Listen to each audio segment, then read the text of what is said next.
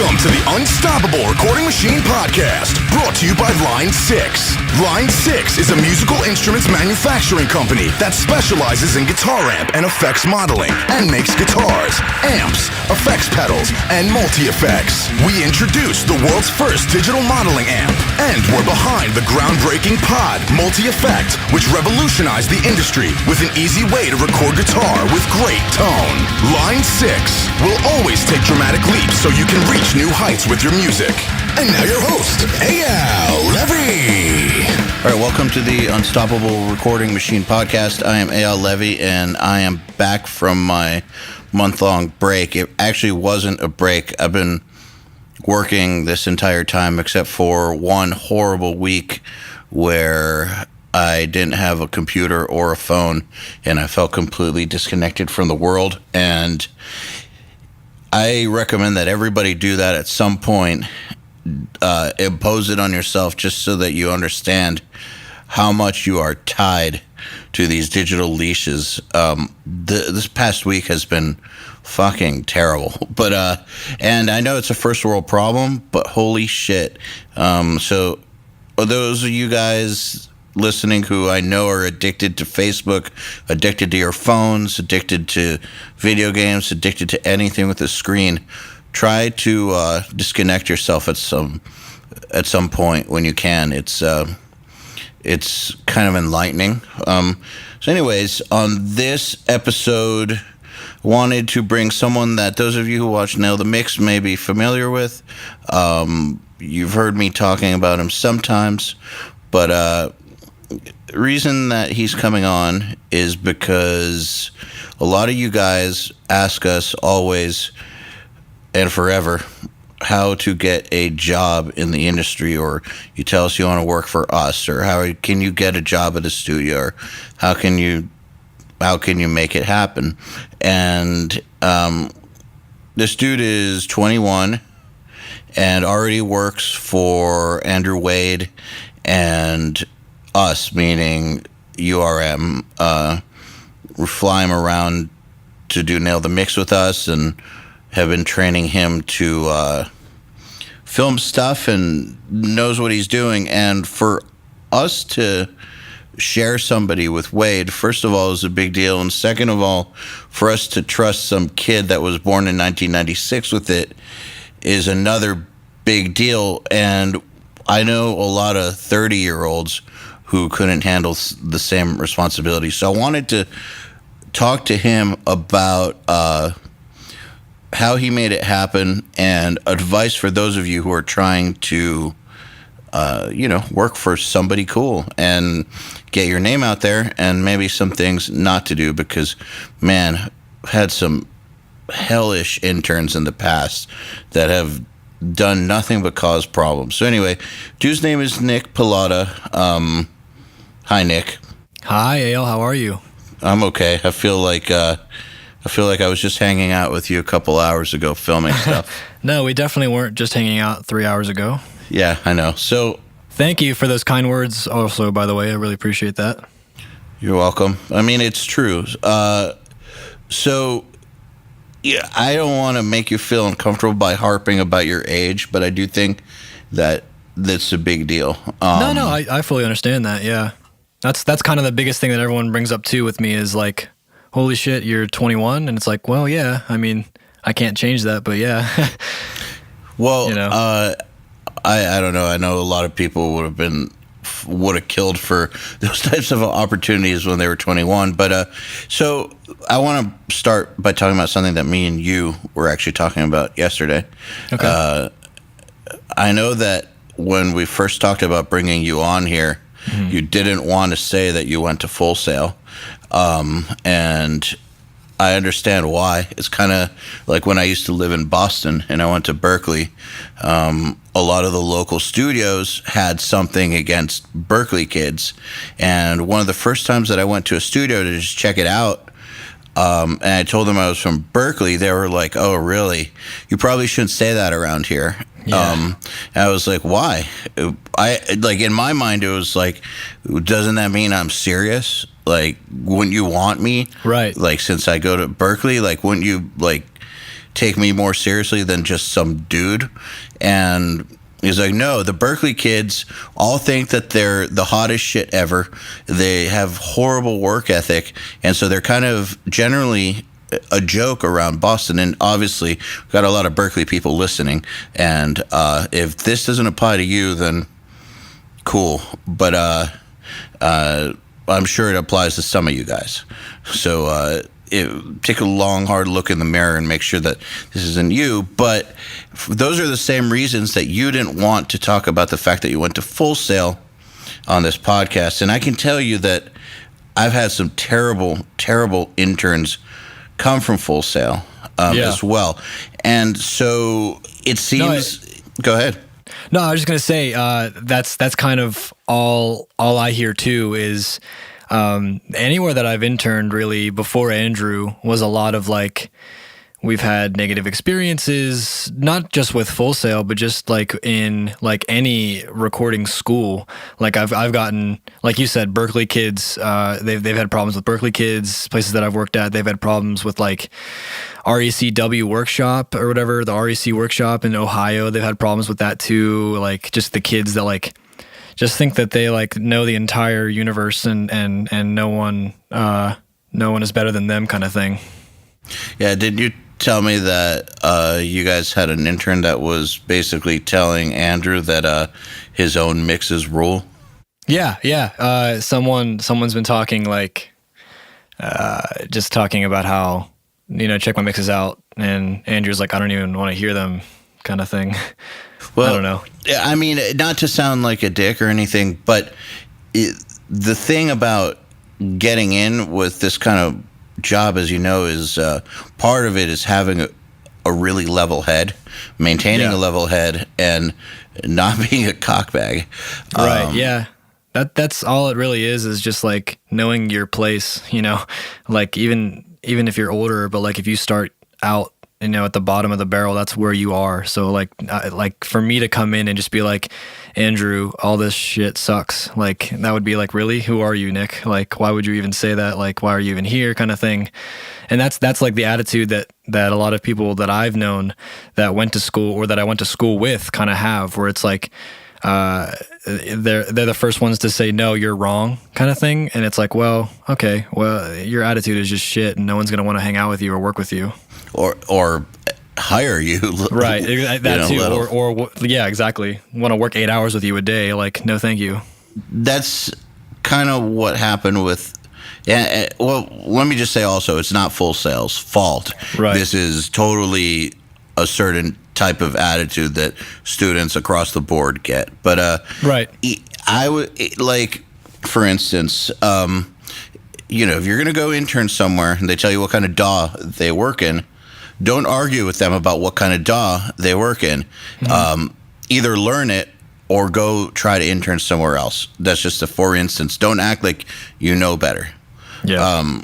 And I think that kind of what I'm getting at, or what I've come to realize, is it's really easy to get one of these jobs because there's so many people out there that have a horrible attitude or don't know what they're doing, that if you just keep your head down and do a really, really good job and are personable, like you'll end up in a situation like yours where you've got multiple different people trying to share your time.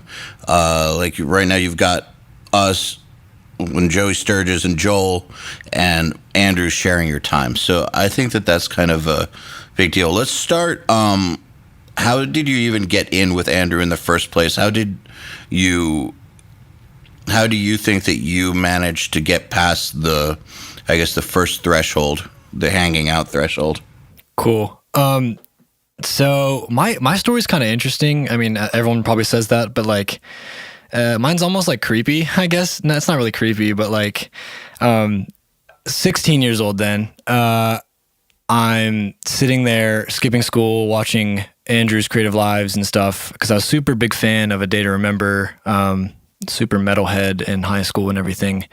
And I told myself, like, I would love to work with Andrew. at some point in my life, at any point that I can. And then from there, all I did was just like practice and listen to that kind of genre to like try and get myself back up on that, like try and get myself focused on like how this genre is produced and everything, and try and get all that stuff squared away. And of course, my mom and dad were telling me, well, you need to go to college, you need to get an education. That's important in this day's society and all that stuff. So it's like, okay, well, I'm super into music. And I was looking at either Berkeley or Full Sail. I got in and I took a tour of Full Sail as well. And I knew that Andrew was in Ocala, which was like an hour and a half north of Orlando. And Orlando is where Full Sail is. So I just said, all right, I'll just go to Full Sail because I'm closer to Andrew that way and I can get in that way. That's not creepy though, in my opinion. I know you're about to take it to another level, but we always tell people who are like, I live in a town of 5,000 people. I don't know why I'm not getting clients. Right. It's like, dude, you got to move. Yeah. So go on. No, absolutely. No, that's also kind of why because I knew I wanted to go into music, but I lived in Pittsburgh at the time, Pittsburgh, Pennsylvania, and the music scene there is kind of shot. To begin with, there's a lot of live music going on, but there's not much like going on like recording wise to get clients and everything. So that's why another reason why I wanted to get out as quickly as possible. But yeah, I went to Full Sail mainly with the entire sole intent of I needed to have a degree because my parents wanted me to have a degree, and B, Andrew was in Florida. So the time that I enrolled in Full Sail, which was like 2015. So I just turned 18. It was around the same time that Andrew was actually converting his studio from Ocala to Winter Park. He was at the time, I think, living with Jeremy from A Day to Remember, and they were working out of a house together, doing records together. And so like, oh, okay, cool. Well, now he was living super close to where I was going to school, which was great. So what I did from there was basically, I knew I needed to make money. So from there, I got a bunch of jobs with the school, like part-time jobs. And then I also found like 2 or 3 part-time jobs like outside of school. And then also while taking the accelerated program of Full Sail, which is like 2 classes a month at like it's like rigorous. It's like, I guess they describe it like 1 semester of classes is put into 1 month. Okay. But the accelerated part of it is that there's 2 classes in 1 month. So it's essentially like 2 semesters worth of 2 classes put into 1 month. Got it. So, and it's like a 22-month program and you leave with your bachelor's. I feel like I'm like having an advertisement for this school right now, but, that's basically, I just wanted to give you an idea of like what the workload was like. So, I was doing all that stuff and then, I had tried to make like add him on Facebook or whatever. Like I was following him on Facebook or something like that. And I saw that Andrew had posted, that he was selling something on this website called OfferUp. And he was selling this old surround sound system that he didn't want anymore for like $80. And at the time I had like $300 to my name. So I was like kind of broke, but. So you decided to invest in your own future. Yeah, I was like, screw it. Buying the surround sound system. Yeah, I was like, I'll hit him up and see if he even still is selling it. So I hit him up and he was still selling it for like $80. So I was like, screw it, I'll go get the money out now and drive to his house. So I drove to Andrew's house to buy this surround sound system that I had no need for, period. But that was my chance to like meet him, shake his hand, like let him know who I am, kind of put a face to the name. And at that time, I had like nothing prepared, like as like a human for like this job or like this career. So I was just like, like I'd love to help out if you ever need any help or anything in the future with like any recordings. And he was like, oh, what's your studio name? And I was like, I don't really have one. Just here's my email. And I freaking gave him my like Yahoo email and that was it. And like we talked about like Pittsburgh for like 5 seconds and then I drove away and then that was it. That was the extent of my conversation with Andrew. And then basically like a whole year passed of me like working as much as I can, keeping my grades up as much as possible. You realize that to a lot of people, that would have been it. right there. Yeah. Like that would have been like your goal was to meet Andrew or whatever, and you met him and for 5 seconds, and that's it. No, yeah. See, that's obviously a cool thing to do, to like meet like someone that I idolized as a kid and everything. But like, you know, obviously the goal is to work with him, and I know, like you said, like that would be like the extent of it for people. But like, man, you always got to think forward. I feel like, and always got to be like, that's not enough. That's how I kind of live my life, which is kind of good and kind of bad at the same time. No, it's good. Like, for instance, I remember when I was on my first tour ever, in the airplane on the way to Europe. I was filling in for a band, and it was my first tour and also the other guitar player in the band's first tour. We were both filling in for this band, and we were at the back drinking, and he was like, I'm glad that I get to say that I did this. Yeah. If this never happens again. And I was like, really?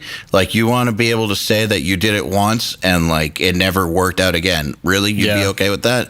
To me, that would be the most depressing fucking thing, to have gotten to the goal and then it only worked once. It was like, no way, dude. I'm going to turn this into my life. Exactly. That's like what a lot of people in my life were like super negative at the time. Like when I actually had met him, like my girlfriend at the time was like, just not thinking forwardly, like about my life too, or whatever. Like, and the people I was with, and my parents were always super supportive and super like stoked that I met him and everything. But like a lot of my friends were like, yeah, that's like a one-time thing kind of thing. And you got to think like, well, you know, okay, if you want to think that, that's fine, but I'm going to keep pushing to like make this my career kind of thing. So, yeah, it's like, how can you have that mindset of this is it, and then if this ends, I can be happy and satisfied? It's like, well, I would be crazy depressed if I didn't do this because this is what I wanted. You know what I mean? Yeah. Okay. So good. So I don't think that's a bad attitude. I think it's a necessary attitude. So yeah, a year went by. Yeah, basically like a whole year went by of me just like saving up some money, like basically, you know, doing the college thing of just like eating whatever you can that's not, you know, $10 a meal, like going out to eat. Like I would just like do the whole college thing and saving up money. And then I had, from meeting Andrew through OfferUp or whatever, we became friends on Facebook. So that was cool. And then by doing that though, I remember I had like a really shitty day.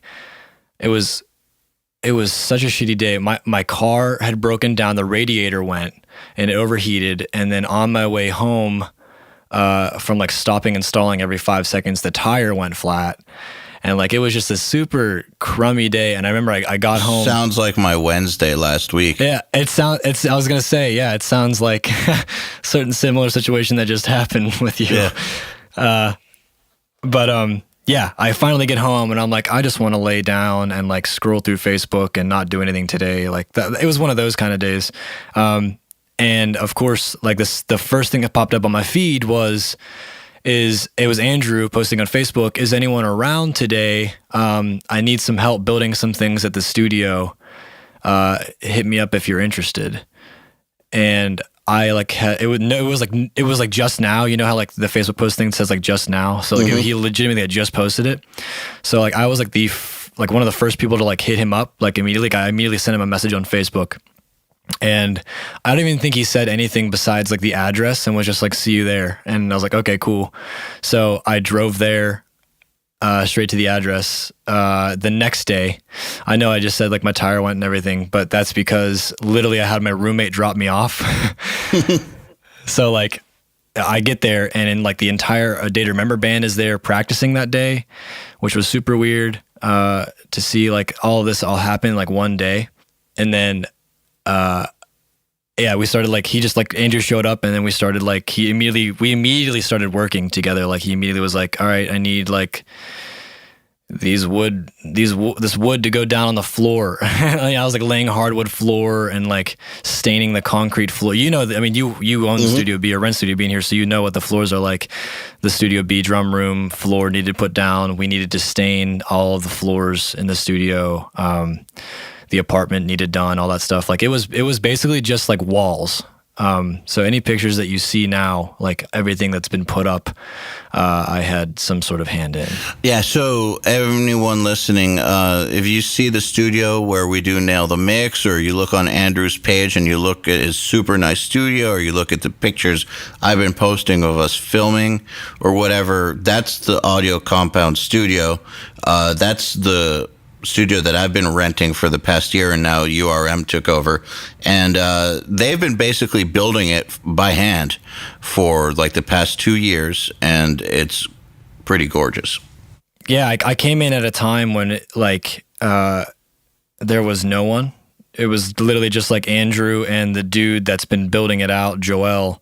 He's like a local, like, just guru of building places. He's helped with a lot of things. He's helped Jeremy out with personal things for his house and stuff and all that kind of thing. So this guy is super smart, and it was literally just Andrew and him, from what I understand, building like the foundation of the place, and then he just needed some extra hands to like put like the actual cool shit up, like the different panels and obviously the flooring and everything too. So all right, but I'm sure that you're not the only person who helped build stuff. Like how did it go from that to suddenly you're editing his vocals? Yeah, so it was like I started with another kid, Bailey, at the time, who's a super awesome guy, and we both were the only ones that were helping Andrew at the time. So Andrew and I and Bailey were basically building out the studio for the first 3 months that I was there, and then because we had just been building so much, we needed to, or Andrew, I guess, needed to start working with clients again and everything. So he would let me sit in on sessions with him, and I could ask any questions that I want in return for, building the studio out or whatever. So we got a client in, or a band in, and I offered at the time, I was like, hey, so like, obviously I would love to do more than just build the studio out. I have experience in audio. I would love to tune these vocals for you tonight to show you what I'm capable of, to get these back to you. And he was like, all right, yeah, sure. And he gave me the files that night. I had to go to school that night. And then after school, I just did the tuning, brought it back the next morning, and we sat there, and he was like, all right, it's judgment time, and played them. And he was like, oh, wow, this is actually usable. This is great. And then from there, we like sat on the couch, and he was like, so yeah, I want you to officially know that like you're my intern, blah, blah, blah. And that's kind of how it started, with just me taking the initiative. You know what's funny about that situation where it all was just like a sudden, like, you need to take advantage of this opportunity right now, about like helping build stuff, or you want to tune vocals, best get it done by the morning. I've encountered those types of situations with quite a few people, and that right there, that first impression could go such a long way towards ensuring gainful employment, and so many people drop the ball on that. Like, if you get the opportunity, get the shit done fast. Right. That's how I think too, where it's like he's at least offering, to potentially trust you with like big records, like edits that will go on big records. Like, why wouldn't you be excited to get that done immediately? Like, I don't understand how people would be like, yeah, well, I got to check my schedule. I got my part-time job I got to go to. So like, can I get it to you in like 3 days? It's like, no, get it to him tomorrow. But I've gotten that, like, that's normal. That's right. And I think Andrew has too. And yeah, of course he has. Yeah. I'm sure he has multiple times, and a lot. I've gotten the response like through email from people who like took 4 days instead of 1 day, and they were kind of angry, like, sorry, dude, I have to like make a living too. It's like, well, sorry, dude, you're the one who wanted the opportunity, right? And there's another kid who did get it done in one night. So like John Douglas, who has been on this podcast, and you're gonna actually film him next week. A lot of people who listen to this know who he is. He, started off assisting me and has graduated to bigger and better things. But it was kind of like that when I tried him out. He got that shit done fast. Like, he was not fucking around in terms of getting it back to me. Whereas a lot of other people did, man. They just took, and it's not even like they took 2 months. It's like they took 3 days, as opposed to getting it to me that night or the next morning. Yeah. And the thing with Andrew is, like, he always told me, like, you know, this isn't paid work, so I can't expect you to do it. You know what I mean? It's like, it's on me. And that's the thing. Like, it was all free labor. So it's all like my volunteering. So he can't be like, yeah, I need this by tomorrow. He just like, yeah, if you want to try it, go ahead. It's up to you to take the initiative to be the better, you know, just the better you that you can be, and like get that stuff to him, you know, the next day, or him or her the next day. Like that. Just, yes. It's up to you to impress him. Like, that's all there is to it. It's not, like, so when people take that attitude of like, well, I've got to make a living. Oh, I've got my schedule. I've got things that, you know, pay me, or I already pay for, that I need to prioritize. It's like, well, look, you know, that's the opportunity. Of course, like, we can't make you do it because we're not paying you, but, you know, it's up to you if you want to impress us or not.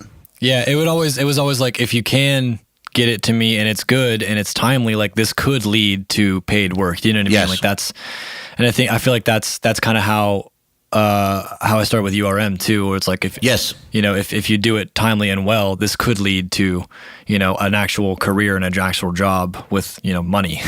That's what I've always told people. And I think that some people thought that I, you know, who didn't get it, told me that I was lying. It's like, no, you just took too long.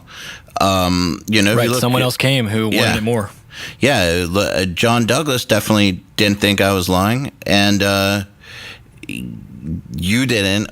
You like, so with URM. Well, first of all, the reason that I gave you a shot with URM was because of you going to Atlanta. So we should probably talk about that, I guess, then. Well, I guess that kind of wraps up the story with Andrew, where it's like, I offered to do free work for him, and in return, like, I don't know. I guess I did free work for him, and then he liked it so much that he let me have a shot at it, and then he taught me basically everything that he knows. And so now I have worked on every single record that he's done in the past year and a half in some way. One of the bigger ones being the new Wage War record, which is really cool. Which sounds great. So yeah, it's a really killer record. And and you're not an intern anymore with him. Right. Yeah. Now it's I'm basically like his assistant engineer. Yeah. So really cool. So just to let people know a little background on me, I was at a studio in Florida, and I left in 2014, and I moved back to Atlanta, and I had a lot of gear that I took back to Atlanta with me. And I never planned on coming back to Florida, but one day I saw a post by Andrew that he was building a studio and wanted somebody for his B room to rent it. And I don't know why, it just, like, something told me I needed to get on that immediately. And I did. I think I responded within 5 minutes of him posting it. Like, something just... Very similar stories. Yeah. Well, I'm really, really good at spotting an opportunity and pouncing. Like, I've always been really good at that. And absolutely, it's actually gotten me really far in life, whereas... Because I've never been, like, a star kind of person. There's always been people who are better known or whatever, but I've just always known when to jump on something opportunity wise. Like, it's always been like, I don't know, I think some people don't see it, like, kind of like they're colorblind to it. To me, it's very clear. Like, it's obvious. I feel like we're on the same boat with that. Like, it's almost obvious when you see the opportunity happen and, like, pounce on it. Yeah, exactly. It's like beckoning you. So so the thing with that studio was that it was, like, at that point 9 months away from being even usable, and that turned into over a year. So for over a year, I was living in Atlanta. My gear was, like, in storage, and Andrew's studio wasn't even, like, a thing. It was just a future thing.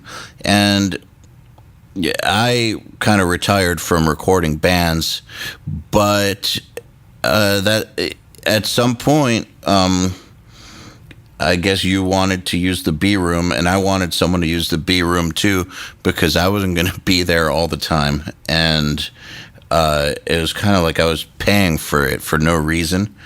Well, you had started to want to do URMs in the B room, and so you bought a desk, and I built the one that is in all the pictures in the front desk, and I think Bailey built the Nail the Mix one that we use that's in the back corner.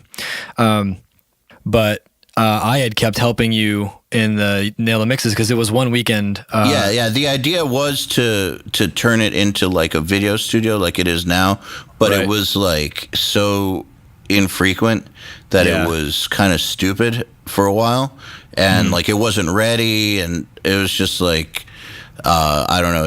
I just had faith that it was going to come together, but at some point it was like, okay, now it's ready, and Nail the Mix should use it because I've been paying for it or will pay for it, but my gear's in Atlanta.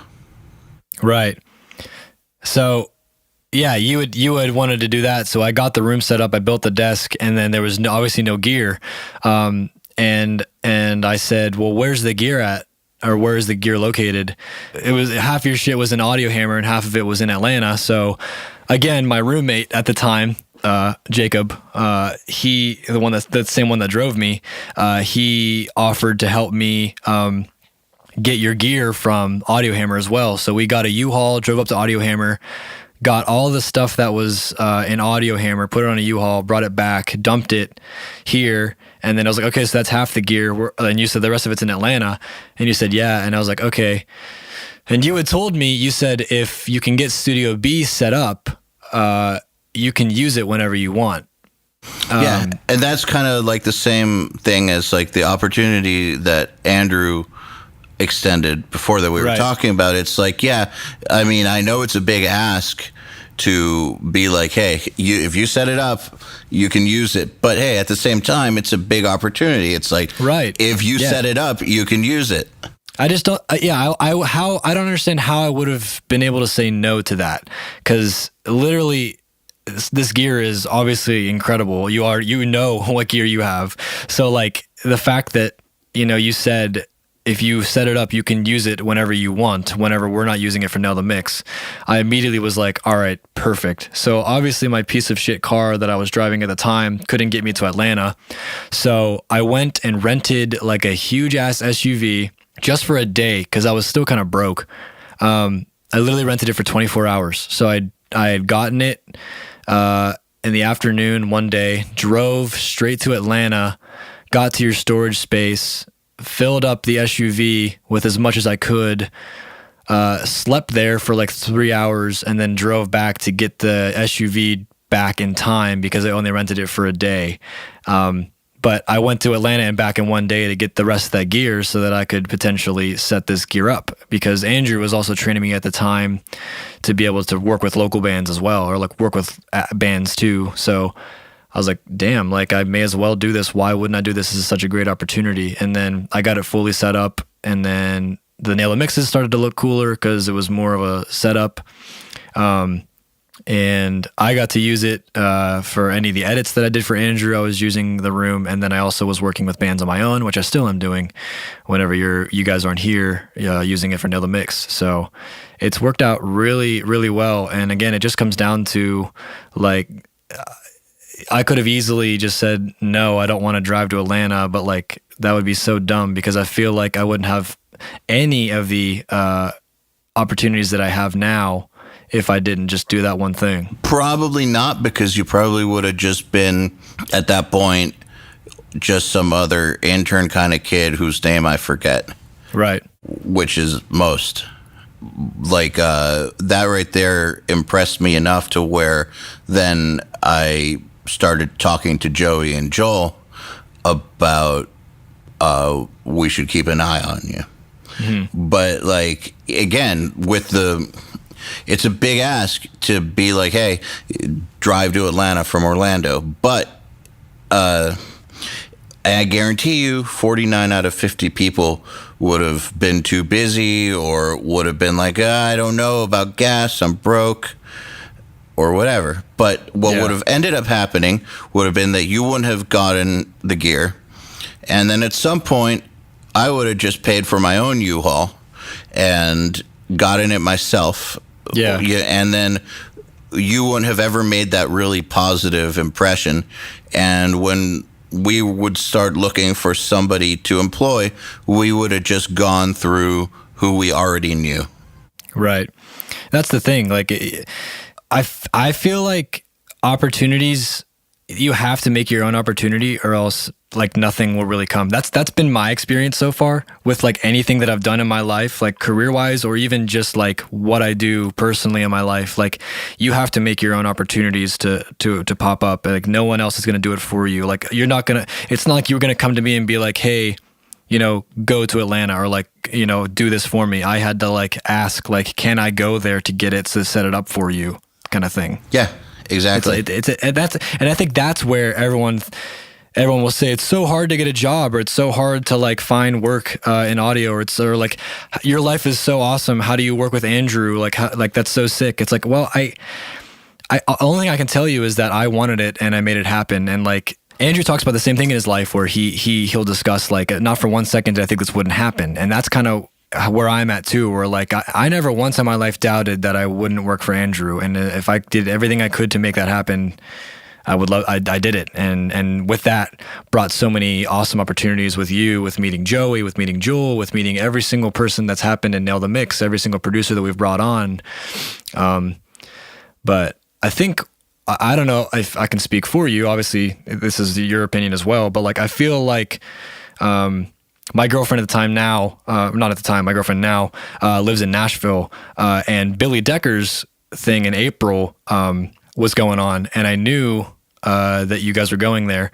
So I had thought, like, I remember calling you at the middle of the night because I knew you were up. And I was like, hey, do you guys need help with the Nail the Mix in April for Billy Decker? I would love to volunteer and come help. And you were like, you don't have to, but you can if you want to. Again, the same situation. So I just took the 4 days off from working with Andrew. But you're leaving something out, which is I told you that we would absolutely cover no expenses or pay for it. Right. That's another thing. You said we can't pay you. We can't pay for what you're doing. We can't pay you to do anything. But if you want to come help, by all means come. So I drove. Keep in mind, this is just to anyone. I've spent so much of my own personal money, and I'm broke as hell. Like I was broke. Now I'm not rich at all, but I can like pay rent, which is cool, But I was spending so much of my own money, and I still kind of do in some aspects, like just for different random things. Like for the Nashville thing, I drove to Nashville from Orlando to do this, and then also like I think the one thing that I always get with Joel is like I knew Joel liked green juice or whatever. So the first day that you showed up or whatever, I had a green juice ready for Joel, and he just like is so stoked on that. And I think he keeps telling me that. So yeah, well, like it's small things like that like make a huge difference. If like like what someone likes and you can get that and like show up without even being told to go get a green juice, like that again like sets you apart from everyone else. Another thing that I did with Andrew is I don't know if anyone knows of the Day to Remember webisodes that go on, like the Homesick and Common Courtesy webisodes. But I remember one of them,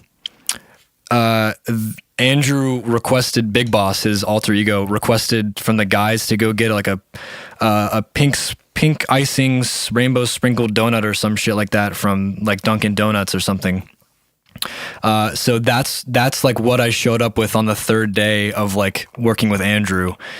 And like that, I mean, that's kind of tacky and stupid, but like, again, that's just another thing that like that has to be implanted in his brain, or if he doesn't remember, who cares? But like, that's still like another thing that like might set you apart as to like, oh, he's the dude that brought that, haha, even if it's funny or even if it's a joke, at least he can like relate something to your name. That way he doesn't forget you. that's like, which that's is really easy, which can happen very easily. Right. Yeah. Like you said, like it's super easy to like forget names of people if you don't do something that like sticks out. So just doing something small like that just pops your name out more and like makes you known. Like that's the first time I had met Joel was when I gave him that green juice, whatever, at Billy Decker's place. But since then, like we've obviously become friends, and like through working at Nail the Mix in April, helping you out, I feel like maybe that's what helped, me secure some sort of job or the job with you guys that I have. Yeah. So because Nick did that, went to Nashville, not just went, but you did a great job. So that was the other part of it, was that you kind of got thrown in the deep end and did a great job, to where we were like, all right, we can try this again. So we tried you out again for the architects one in June, and then we're like, all right, cool. So now, just so everyone knows, we flew Nick out to LA in July, flying him with us to Sweden in September, and we've got a few more Nail the Mix trips planned between now and the end of the year, and you're going on every one of them, so, and getting paid for it too. So that's like that's a big shift. Right. Yeah. It's a big life shift for me. Just doing something that I felt would try and set me apart, to just try and secure, something with you guys. Cause obviously I respect, you and Joey and Joel so much. Like, I would love to be part of the company. So what can I do to be a part of the company? That's like my mindset with everything. It's like, okay, well, what can I do? Okay, well, I know that I have a place to stay in Nashville. Okay, great. So I'll go there and just on my own dime and try and secure something and work as hard as I can. And like, it all just comes back to, it's not hard. It's not hard to just be a cool dude. I feel like maybe it is. I don't know. It just comes, I'm not saying I'm a cool dude or whatever, but it just comes easy to just be like, personable and like work hard. Like those are things that I feel like I've never had an issue with, because why not? Like, if you're awkward, like you're never going to get, opportunities that might arise, if you're just kind of cool and mellow and like able to work hard. Those are the biggest things. In our situation, I mean, we're not with Nail the Mix, we're not recording bands, but if we're going to be taking someone around the world with us to meet, like, to work with all these really badass mixers and producers, we need someone that's not going to make us look like an idiot. Yeah. They're representing us. So we would not be able to have someone who couldn't hang. It just wouldn't work. Right. And I'd get mad. I feel like it would like only like make things harder, because it's already stressful enough, like flying all the equipment and everything, and then having someone that like is just hard to work with in any situation, whether it's like, the Nail the Mix situation, or just working with them 8 hours a day in a studio setting, working close to them, like being in the same room as them the whole day. Like, you need to be personable. You need to be friendly. Even hygiene things like smelling good. Like, you don't want to like work 8 hours in a studio. Like, if I like reeked and just sat next to Andrew the whole day, like leaning over his shoulder watching what he's doing, I feel like he'd be like, oh dude, like this is like really awkward. Do you know what I mean? Like, and in Florida, it's easy to do that. Yeah, especially in Florida too. So it's just small. It's stuff like that, like just being on top of that, and it's doing a lot of stuff that a lot of people might feel like they're too good for. Right, exactly. Like it's like, oh, I'm too good for this. I'm too good to sweep the floor, or I'm too good to take out the trash. It's like, yeah, I'm not even an intern anymore. I'm paid to work here, and I still like will clean the countertop off, or like, take the trash out, because like that's just being a cool dude. That's being a good dude. Well, it's also like, when they talk about like the millionaire restaurant owner who still will lay out silverware, or on that show Shark Tank, that everybody watch whenever. I mean, I know it's a TV show and stuff, but those are real deals that they make, and I love it when they'll get someone on there who thinks that they're like too good to like give away a certain amount of the company, or too good to take a financial hit versus their employees, or too good to do this or too good to do that. And then you'll get Mark Cuban just strike them down and be like, no fucking way. If you feel like you're too good to like do the work, I don't want to work with you.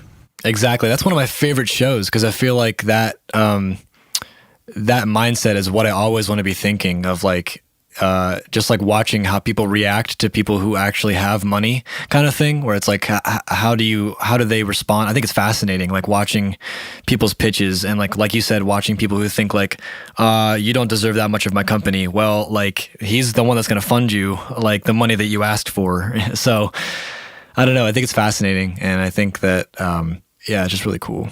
Yeah, it's just really cool. I agree. That's a good that's a good way to put it. So, hey, I've got some questions from our crowd. So I told them you were coming on, and since you're doing what a lot of people want to do, we got some questions. So here's one from Elidor Madar. He said, I'd like to know how to work faster under a busy schedule. Seems like you're the guy to ask. Yeah, so that's kind of a tricky question, because like, it all comes down to like how much you want it. So I was a full-time student. I had 4 part-time jobs when I started interning for Andrew, and then I was also interning for Andrew. So it's like I was always constantly busy, but I also always had things to turn in for Andrew the next day. So like, I was working and maybe sleeping like 2 hours a night, maybe, like, just because, school would start at 9, I'd get out at 1, immediately go to the studio till like 4, start my part-time job from like 4 to like 7:30. By the time I get back, everything that was recorded, it needs to be edited now. So like from 8 till however long I needed to do, I'd do the edits. And then obviously my other part-time jobs would come at different times too. But like, it was like constant go. And for a while, for like 8 months of my life, I think I was sleeping like a total of like 2 hours a night. I was doing like 120-hour work weeks. But like, that's just kind of like I feel like that, in my personal experience, that's what you need to do. If you want to like get to the point where you can kind of then control your schedule. But it's all about time management. That's the biggest thing, is like not wasting time. Like, I feel like I don't even know what the statistics are about like social media and everything, but I feel like everyone just like scrolls there for like, 2 hours a day and like wastes time like that. Like, I was just like so gung ho about like working constantly that like you just need to stay focused and manage your time properly to where. Well, when you talk about time management, I know you're very organized. Yeah, I do things by a schedule. That's like the best thing you can do, is like regiment yourself to be like, all right, it's 8 a.m. I need to go to the gym, or like it's now 9 o'clock. Let's eat breakfast before we start working. Like that's kind of how I live my life. For a while I didn't, but I realized quickly, the more things that I brought into my life, the more I needed to be better with my time, or else I just get overwhelmed and like anxiety would come and all that stuff. So like, you definitely need to, again, it's my opinion, but I would make a schedule that you can always set to be like, all right, so this is my time to edit. Like, I need to do all these edits in this time. And if I don't, I got to go over. And that's like going to push you to keep working harder and working faster, but also working accurately. Or like, this is my time that I have to be at school, so I have to go to school. So like, you just automatically take that chunk of time out of your day because you have to be there, kind of thing.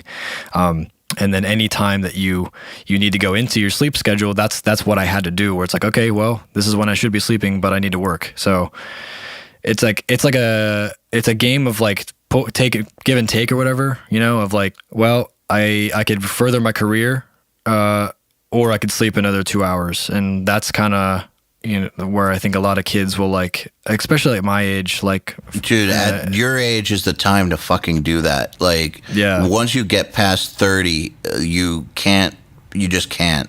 Like, and it goes down every year. Like, you can't be pulling the 2 hours a night anymore. So, like, those people listening that are like under 25 and you have opportunities, now is the time to fucking redline yourself. Right. Because I don't have a family. Like, I don't have like crazy mortgages or anything. So like now is the time to like just like slave away at work and like focus on work before like eventually that time comes where I do start to have a family or I do buy a house, and like that's when it's like, all right, well now these things matter and all that kind of stuff. So but for now, like it's just time to work and stay focused and stay humble and keep driving your passion forward and not taking, you know, I don't think I took a day off for like 8 or 9 months from like when I first started with Andrew until I think it was like the end of the WageWell record in November of last year. Like it was constant. So, yeah. So when you talk about time management, besides the schedule, did you adopt any system you read anywhere? Like I know a lot of people like the getting things done system, or did you just, or you just like, I'm just going to schedule my time and that's it? I tried to like get into like reading books or like watching seminars and stuff, but it was just like I feel like I'm smart enough to do this on my own. So like that's kind of, I mean, honestly, dude, it's not that complicated. It's not hard. It's not hard to be like at 8 a.m. I need to do this, and you do it. Like that's I don't need to like watch a $100 seminar to be told what to do with my time and everything kind of like that. You know what I mean? Like, or like buy a $40 book to learn about my time management. But like, again, I understand like reading those things, and don't get me wrong, reading those things and watching those things like will make you better. And if you do need them, then definitely pay the money for them. Yeah, exactly. If you are unmotivated to like, if you can't do that yourself and you need someone to tell you to do it or like push you to do it, like if that's all it takes, then that's what it needs to take. Because there are some people, I guess, like that too. But for me personally, I've always just done things for myself, and like I just like pushed myself to do it. And it's self-motivation. It's like a constant fear of failure. So that pushes me to like work hard and plan things out to where I don't fail. Does that make sense? Yes. It's like I'm constantly worried, or for a while when I was interning with Andrew, I was constantly like on edge that like at any point now, some random dude's going to come in and show me up and do all these things that are way better than me. And I'll be, you know, kicked to the curb and not be working with him anymore. Like that was my mindset for a while of just like, that honestly, that should be your mindset throughout your life. And yeah. I mean, I don't have those kinds of feelings like someone's going to replace me at the company I own, but we have to think of competitors. Right. What if someone someday comes along and kicks us to the curb in terms of what they offer? And if we don't keep that like front and center, someone will. Right. Exactly. Like they will eat our lunch. Exactly. That's exactly like what I was thinking constantly. Is just like, if I don't do this now and if I don't get these edits to Andrew tomorrow, someone else will. So I need to do this now, kind of thing. And that's how I've lived. That's how I still work, even though like things are, you know, kind of not set in stone, but like things are like way better than how they were before of uncertainty with my career and everything. Yeah. So here's one from Luis Jaime Flores. Luis. Hello, Luis. Hi, Luis. When you were at the beginning of your career, did you ever feel like success was impossible to attain? I sometimes feel like I have tried everything and still see no results. I would like to know if you felt the same way and how you dealt with those feelings. Yeah, man. I mean, that's a great question because I think that kind of ties into the fear of failure that I was talking about, where like even when like I do cool things like work on the WageWell record, you know, I would sometimes go home at night and say like, I'm not doing anything with my life. Like this sucks. Like I'd have crippling self-doubt. So that always like pushed me to like, I always felt like I always had that feeling of like crippling self-doubt, but I always like tried to push through it by like working harder, I guess. Yeah. And let me just say that like Daniel Day-Lewis, one of the greatest actors of all time, I was reading an interview with him and watching an interview with him, and people were like, he was getting asked like how he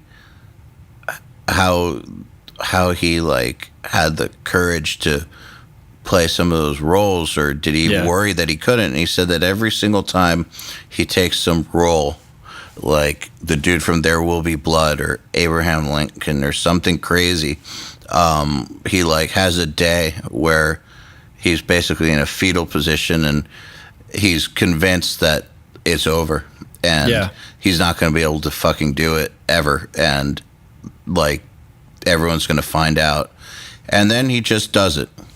Right. There are so many, I've had so many days like that where it's just like you go home like super like bummed out and depressed, like I mean not depressed, but like more like, man, I feel like I'm not doing good enough, or like I feel like I'm not getting this done. So like how I would like cope with that, or how I would deal with that, is like I would immediately like just like leave the house and like go try and do something, or like I'd stay in the house, but I would like call my girlfriend or my mom or like my grandpa, just to like talk, and like luckily for me, I've had a super awesome like supportive system, people who like care about me, people who care about like my well-being and my success, and want nothing but the best for me. So I've had the ability to sit down and call these people and be able to talk about what's going on in my head, and just get some sort of like reassurance that like, you're doing the right thing, or like someone's being able to tell me that you're doing the right thing, and being able to like handle all your workload, and essentially just find ways to relax. To basically get yourself out of that mental state. Yeah, right. It's like you go home and you're super crummy, like you can sit there and be crummy and like let it flow into the next day, or you can just like sit there and watch The Office with your girlfriend and like try and relax for the evening, and let your mind kind of sink back into like things are okay, like it's not like this day is just one day, the next day will be even better. Like always go to bed like thinking like tomorrow will be better, or like tomorrow what I did today was fine, but tomorrow will be better, kind of thing. You can't control how the day went, but you can control how you react to it. Right. Like there's a lot of things you can do to put yourself in a better mood. Like, for instance, some people like working out. Some people just want to relax. Like, whatever it is, do something to change your mental state. Right. Yeah. I used to go for runs all the time to try and like just clear my mind. That worked for me, on top of like just chatting with someone that I cared about a completely different topic. That stuff would calm my mind and let me at least go to bed like ready to go for the next day, kind of thing. So cool. Here's one from Jaime Patricio Jesus, which is Nick. Congrats on the early success. When you came in as an intern, what did you expect to learn versus what you actually learned? And also, what did you do on your downtime away from Andrew Wade's studio? And also, it would be nice to know what level engineer you were before deciding to take up an internship. Okay, so what did I expect to learn versus what I really learned working with Andrew? Yeah. I guess I expected to learn, like, I don't even know. It's because you kind of, it's weird working with your idol. Because, you fantasize like, I'll work with a Day to Remember every day, and I'll work with all the cool bands that he works with every day, and it would be super cool. But like, I mean, I've worked with the Day to Remember guys before, like once or twice, like just doing random stuff. But honestly, I don't know what I expected it to be. I expected it to be like super movie-like, I guess. And then I got here and it's like, all right, yeah, here's a shit ton of work. Leave the room and do it. It's like, okay, cool. Movie like yeah. Like what? I want to hear what that. Like you show up and it's like, all right, Nick, you're here now, so let's start mixing together. And it's, like let's start. I need your ears because you're crucial to this project. And it's like, yeah, that's not true at all. It's more like, hey, this drummer sucks and I need these edits done. Can you put it in time for me? And it's like, Jesus Christ, this guy can't, play to a click track. Let's waste 3 hours of our lives fixing a drum thing that you could have just midied, blah, blah, blah, blah, all that kind of stuff. That's what really happened. But that's fine. Cause like, that's like what I want to do. Obviously, like I want to work with bands, and when I wanted to work with that stuff, but like, it definitely wasn't like, Nick, I need you to assist on my mix and make it sound better, because Lord knows that's not what I was going to do at the time. So yeah, I expected that, and all I got was work, and I got a lot of knowledge though. What was the second question? What you do on your downtime, but I feel like you already covered that. Yeah, I kind of explained that. Yeah. So the other one was, where was I before? As an engineer? Yeah. Okay. And you did work at other studios. So yeah. We haven't touched on that at all, really. No, I worked at another local studio here in Orlando, but I mean, it was a complete joke. I sat in the control room like twice and watched the dude like record a rapper to like an MP3, and it was like, this is not what I want to do with my life. And all I would do was like sweep the floors and like just like try and hit up artists that would just laugh because it was a shitty studio. So like that was like kind of a bad taste in my mouth as to like working in a studio. And then I went home for Pittsburgh for 2 months at an internship at a studio in Pittsburgh. And that was the same kind of thing. Like the engineer like wouldn't let me like watch him.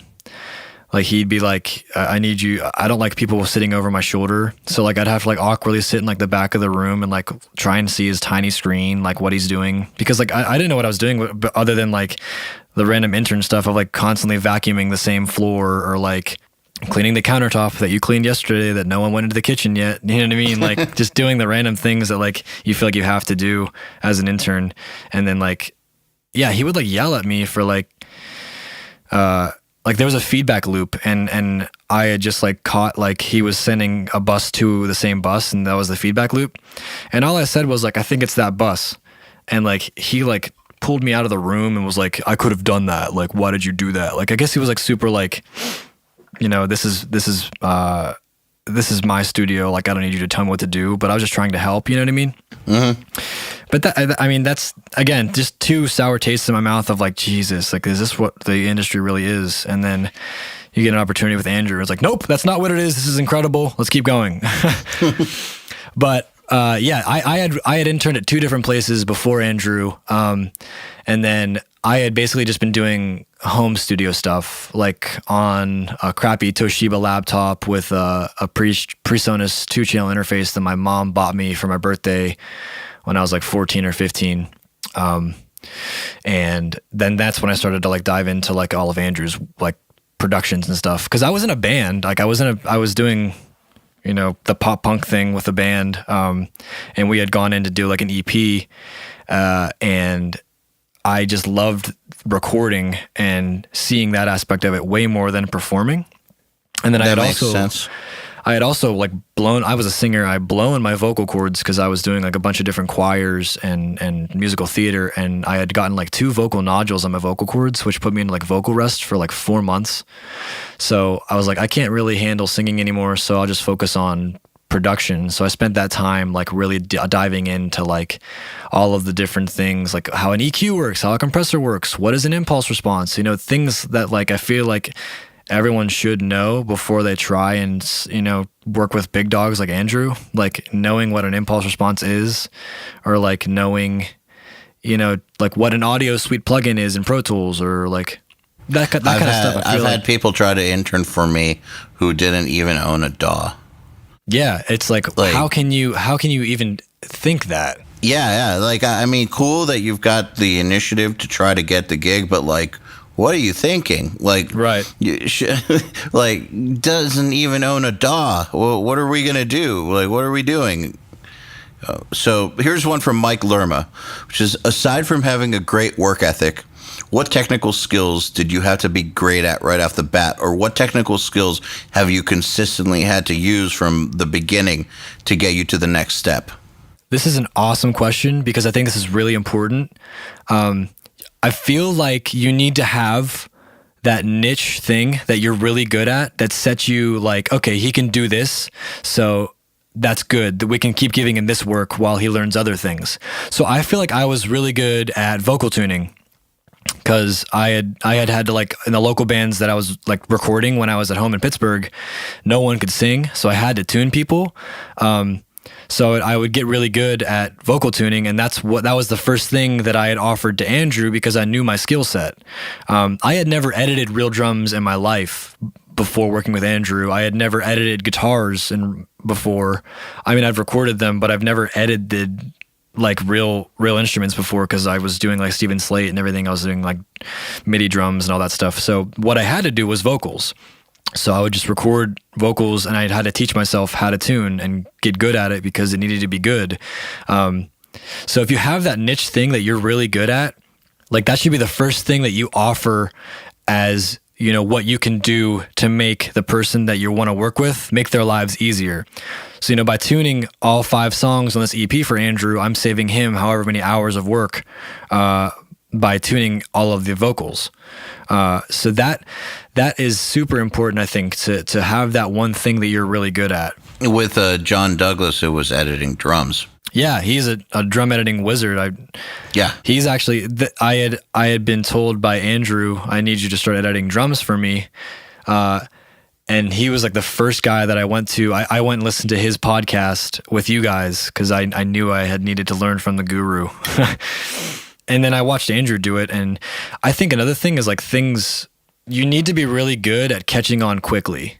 Like it can't be like, this is the 5th album we've done together and I've had to redo all of your edits. Like you need to be, if like the record that you're doing, like this is your first time editing drums, it's okay to have mistakes, I feel like. Mm-hmm. But the next record, you should like knock out of the park immediately. No one is going, unless they're a dickhead, is going to ride you if you make mistakes your first time. And that's absolutely right.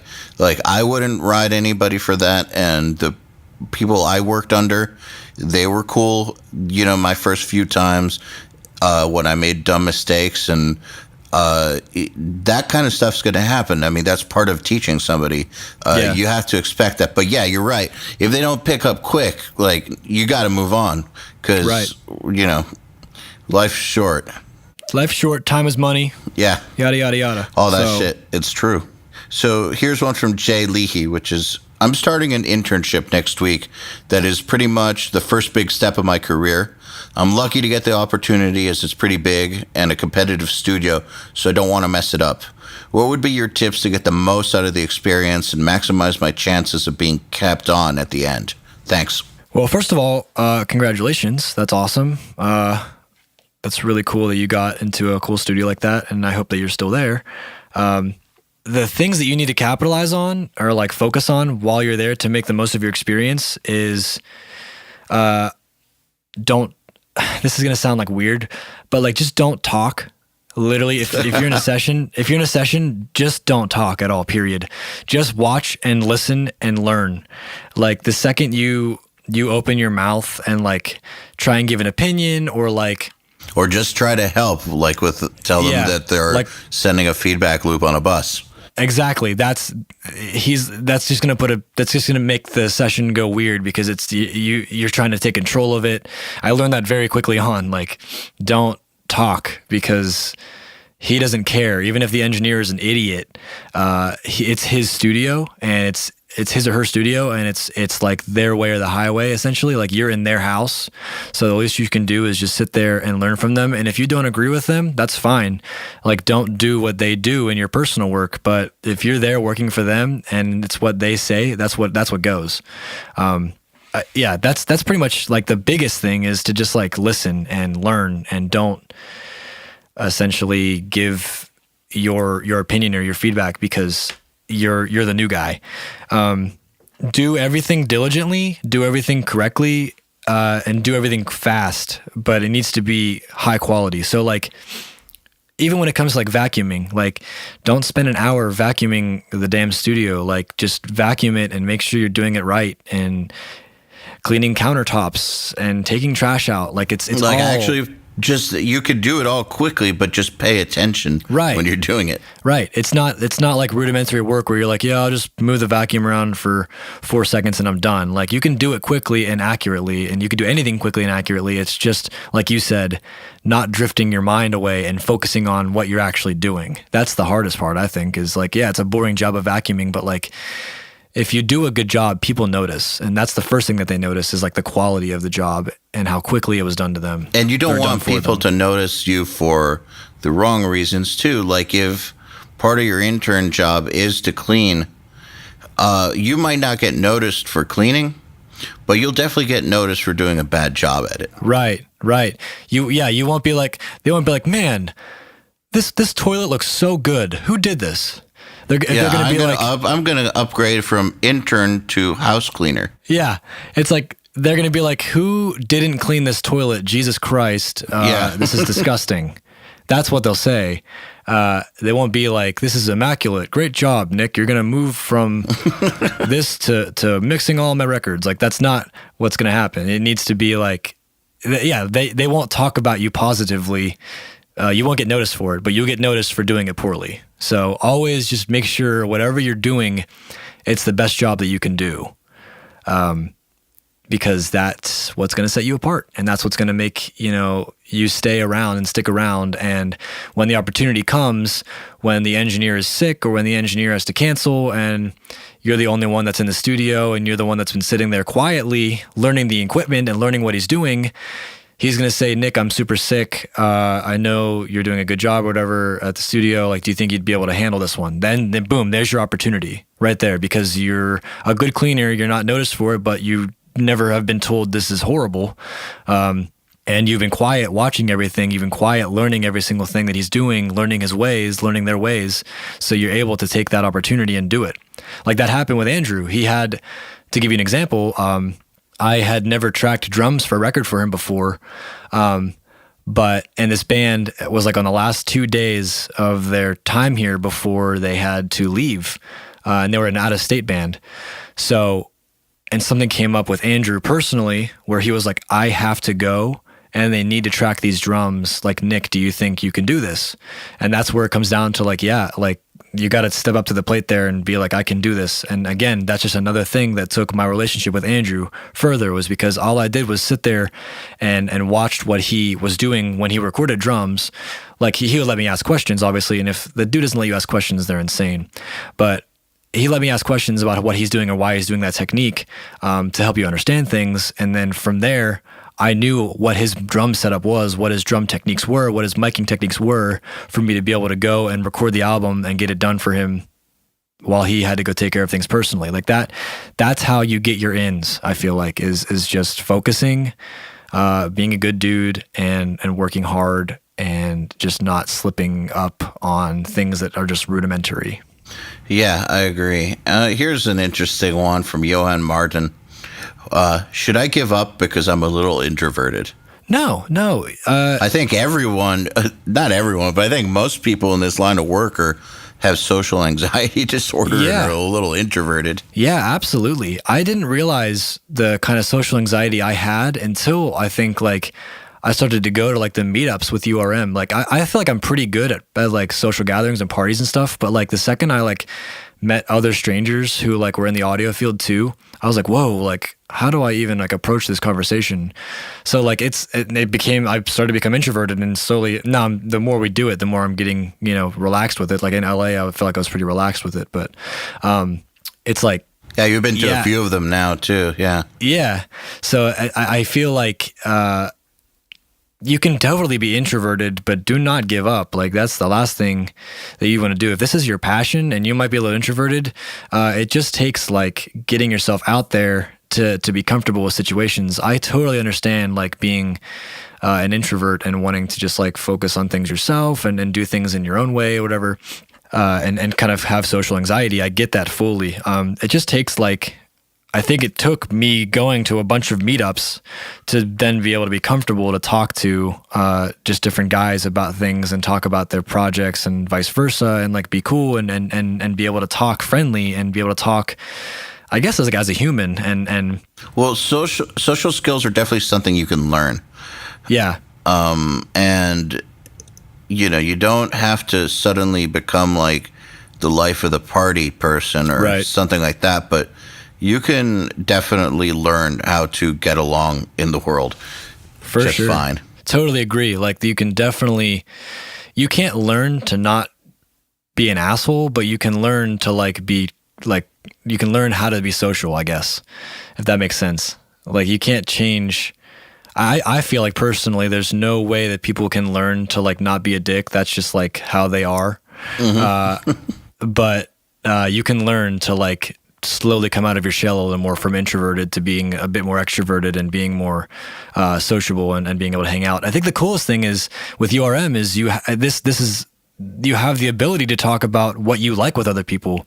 So like, you know, there might be some other introverted people there too who are having a tough time, but like if you're able to, you know, say like, hey, like, what are you working on? And then, you know, you bring up the same plugin that you both use. And it's like, oh, wow, how cool is that plugin? Yeah, blah, blah, blah, blah. Like, there you go. Automatically, 45 minutes later, you're talking about, you know, every single thing that you do in your sessions, and you're talking about different funny band stories. And I feel like that's what URM gives you, is these meetups too give you the ability to chat with people who are in the same realm as you, who are going through the same thing as you, and also know the same tools that you know, kind of thing. So yeah, I definitely encourage everyone who's in a town where meetups happen or wants a meetup to happen, to make them happen, to actually go to them, because where else are you going to get the chance to hang out with a bunch of other people who want to be audio engineers as well as pro audio engineers all in one place?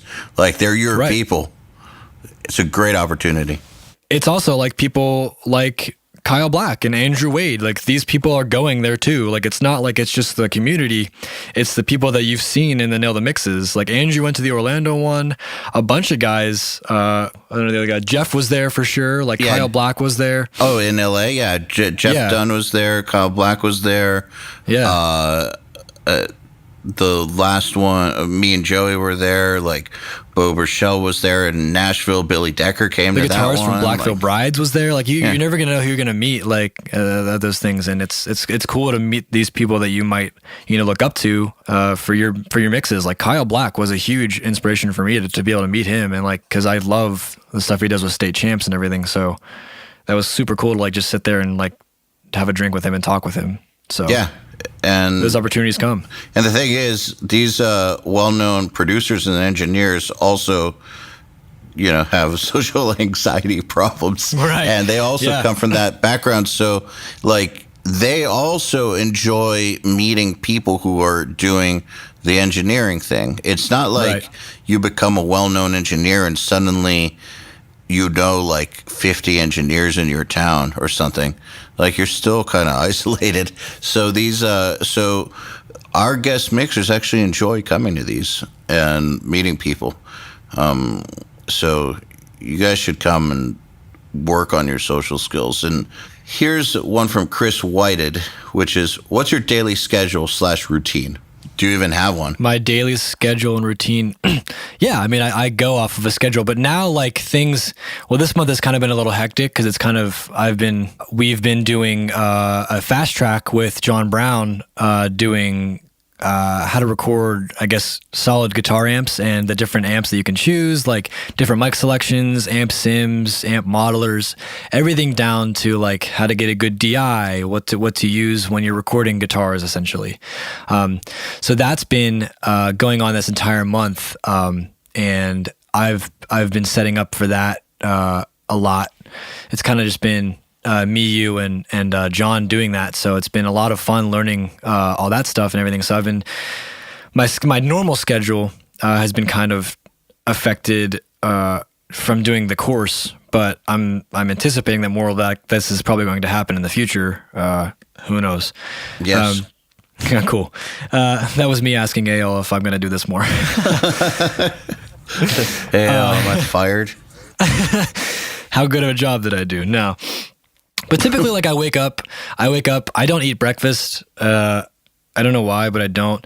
I try and go to the gym every morning, and then from there, I go straight to the studio. And for the past couple months, it's literally just been like, I'm at the studio until I need to stop working at the studio. Because I do a lot of work with Andrew still, but I don't.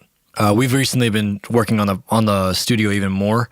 So like we haven't had many bands in at the moment. So this has been giving me the opportunity to like work on my own bands and work on my own production skills and becoming my own sort of producer and having my own sound. which has been really cool because I get to bounce that off of Andrew, and he gets to give me tips and tricks on like what he would do. So I basically work in the studio all day. I take a break when I need my ears to take a break. I take a break when I get hungry for lunch. I'll like leave the studio and just go buy a quick lunch, and that gives me a break and everything. Come back, eat some sort of dinner, leave for dinner, and then hang out, with my girlfriend in the evenings and like just try and wind down and relax because the day was probably long because it's getting to the studio at 9 practically, or whenever time I get to the studio. It's typically before 10. Yeah, that's basically it, is like just work really hard during the day and then relax really hard in the evenings, because I feel like that's super important, is to... It's part of doing the work, in my opinion, is recovering from the work. Right. You need to work so hard that like you work into your schedule, like this is time to recover. And I think when I was working so hard for those 8 months, I feel like that almost kind of negated my work. It does. I wasn't allowing myself to relax or just go hang out with friends, because I was like, no, like I need to be working because that's what's going to get me further, is by working. And well, the thing is, you say that like maybe it negated the work, but I know a lot of people who look back on that time period in their lives where they worked like that, and they were like, maybe it was counterproductive. But the thing is that since every successful person I know has had a time period where they hustled like that, I think that it is productive, because I don't know a single successful person that didn't have that time period where instead of having that hustle, that intense hustle, they were like, I'm just going to chill with my girlfriend at night. Yeah. Like, you got to get to the point where you can do that. Right.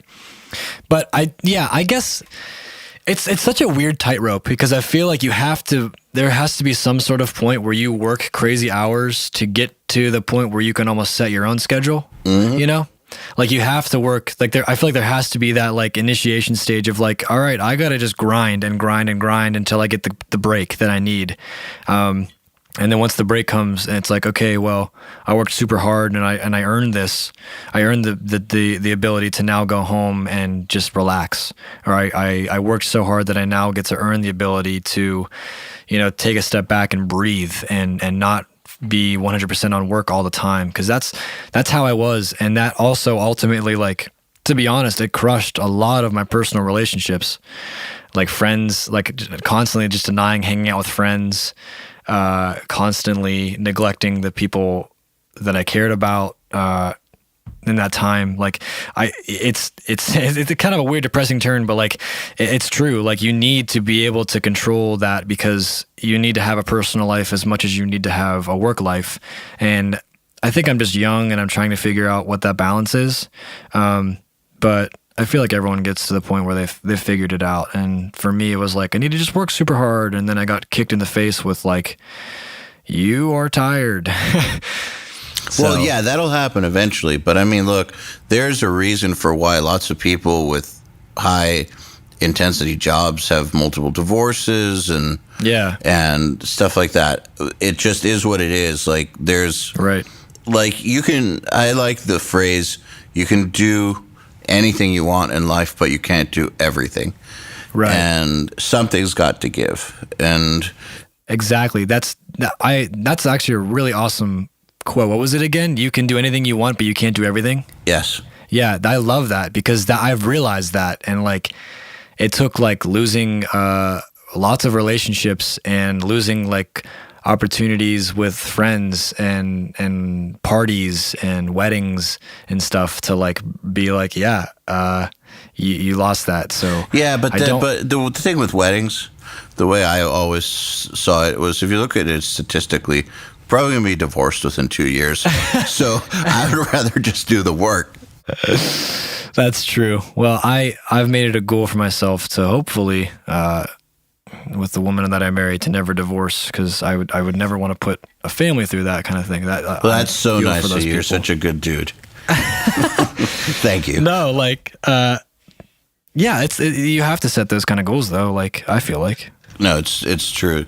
So, all right. So, last question, and this is from Max Kessler. which is, were there moments during the first few months of your internship where it seemed like everything was coming at you at once and it seemed like a bombardment of information? And if so, how did you overcome those hurdles and manage to crush it from there on out? I knew what he was going to ask the second you said that. Everything was coming at me all at once immediately. Like the second Andrew found out that I had audio potential, it was like, all right, let's throw everything at the wall and see like what sticks. And luckily, like a lot of the edits that I did kind of stuck. So it was then like, okay, we have a full-length album, and here's like the vocals to tune, perform the background vocals and tune them, edit all the drums, quantize all the drums, and then, make a MIDI map of those drums, record the bass, and then edit the bass. Like all of these things kind of just slap you in the face at once. And it's definitely like easy to sit there and be like, holy shit, how do I do this? Like, but I feel like that adrenaline pushed me to like get better. And like you said at the start, I knew that like going into it, like Andrew would not ream me for like, messing up the first time I did it. Like he would just be like, this is what you did wrong. Here's what you can do next time to do better. So like, things would bombard me at the beginning, but like things just get slowly easier the more you do it. Like I was so intimidated by tracking drums because I was always thinking like, how do you keep all of that in phase? How do you record that? And like, how do you make sure nothing clips constantly? And how do you make sure that like you're getting the right takes? And how do you know when the drummer's hitting correctly? Like that was such an intimidating thought to me. And that's why I was always just like, you know what, screw it. I'm not even going to try. We're going to use Steven Slate. We're going to use Superior. We're going to do whatever it takes to not record drums. That's what I was doing when I was like working at home. But like doing more and more records and like recording more and more drums, like you just get comfortable with it. But you need to throw yourself at it. Like it's almost good that like a bunch of things landed on my lap at once, because that like forced me to like learn strengths quickly and learn where I'm not good so that I can make those just as good as the other things that I was good at, like vocal tuning. Like vocal tuning was easy, but it was still work. So like I just knocked that out quickly to then know that I needed to spend most of my time on drums because I needed to make them, sound good in time, and you don't hear the edits and all that stuff. So I got bombarded definitely. And I feel like anyone will. Yeah, anyone will. And even if it's just like at any level, like vocal tuning for the first time, that could feel like a huge bombardment. But in my situation, it was like, here's the entire record. Let's get this edited. And it's like, oh boy. The bombardment doesn't stop. Like if you're progressing in life, the bombardment doesn't stop. Like there will always be something. Like right now, we're putting together this URM summit.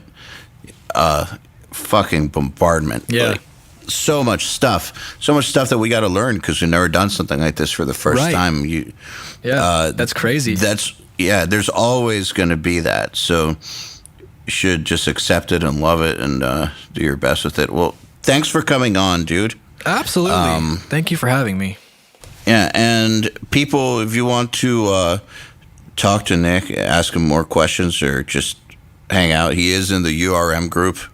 And he will, since he's traveling with us, he will be at a lot of the URM meetups that myself and Joey and Joel will be at. So come and hang out with him, or like I said, talk to him in the Private Producers Club group. Absolutely. I don't think I'm anything big. I'm just a guy that's working with my hero and now my other heroes. So if you do have any questions you want to ask me, or if you do want to talk to me about anything, just hit me up on Facebook or whatever, and then from there we can just keep chatting or whatever you want. Like I'm here to help people because I've had so many awesome opportunities come my way. It's the least I can do to help someone else. So thank you, EYAL, for all the opportunities you've given me, and I really appreciate your time today. Cool. Thanks for coming on. Absolutely. Thanks, everyone. See ya. The Unstoppable Recording Machine Podcast is brought to you by Line 6. Line 6 is a musical instruments manufacturing company that specializes in guitar amp and effects modeling and makes guitars, amps, effects pedals, and multi-effects. We introduced the world's first digital modeling amp, and we're behind the groundbreaking Pod Multi-Effect, which revolutionized the industry with an easy way to record guitar with great tone. Line 6 will always take dramatic leaps so you can reach new heights with your music. Go to www.line6.com to find out more about Line 6. To get in touch with the URM podcast, visit urm.com/podcast and subscribe today.